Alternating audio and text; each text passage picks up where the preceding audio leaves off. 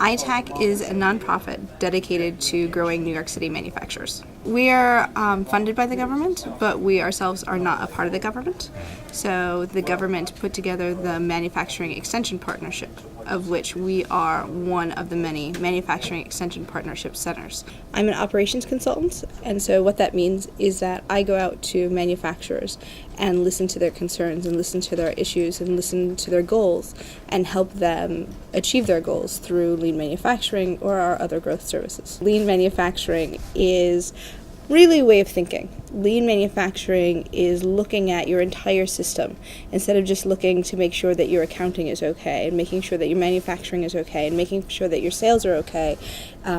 It's putting all of those systems together and really getting the most efficient production possible out of your entire company. So if you look at it as, anything that you do is really a system. So let's say getting ready in the morning is a system. And people are naturally lean at home. You generally have your toothbrush by the sink next to your toothpaste instead of keeping them in the closet in another room.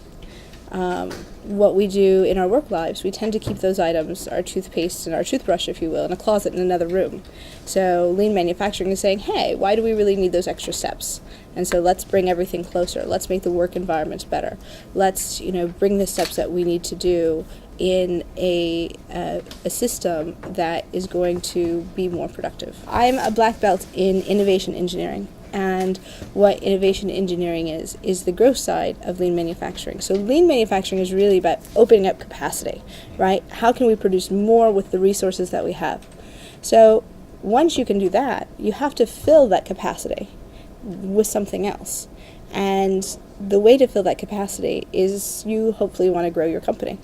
And in growing your company, you want to do it through new products, new services, new ways of doing business.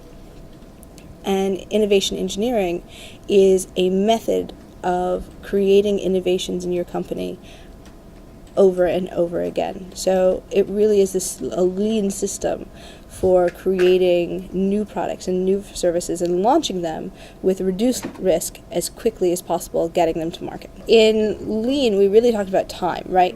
There's a value to time, and we can slice time into 2 or 3 sections. And one is value-added time that we're really doing worthwhile work, the product that the customer is willing to buy, if you will. Whether that customer is the customer who's paying you for the product or the next person in line to work on the product. So it's internal versus external customer. We also have non-value-added work, right? And that is considered waste. Right? Just like you said, lean is about waste. And so in lean, we try to get rid of that non-value-added work. There are 8 usually standard non-value-added pieces of work that we tend to look at. So almost anything, any waste can be put into those 8 buckets. One is waiting. Anytime you're waiting for something, whether you're waiting for information, you're waiting for a question to be answered, a machine is waiting for parts. A process is waiting for an input. That's waiting waste. Transportation, anytime you're taking things from one place to another, that's transportation waste. Even in the digital world, when you have to transfer information from one program to another because they don't talk to each other and it's not seamless, that's still transportation waste. So these are the types of waste that we look at through lean manufacturing. One of the things that we don't do very well, typically, is really getting all the pieces of the system to work together, right? And when I say the system, I'm talking about everyone that has to come together to create a product, whether it's accounting, whether it's sales, whether it's design, whether it's R&D, whether it's the manufacturing. All of those people should be talking together on a regular basis. And if they're not talking together, what tends to happen is that your salesperson comes in and says, hey, my customer says he wants this, and he throws it over to R&D, and R&D says, well, he can't really have that because we don't have the technology for that, and he throws it back over to sales.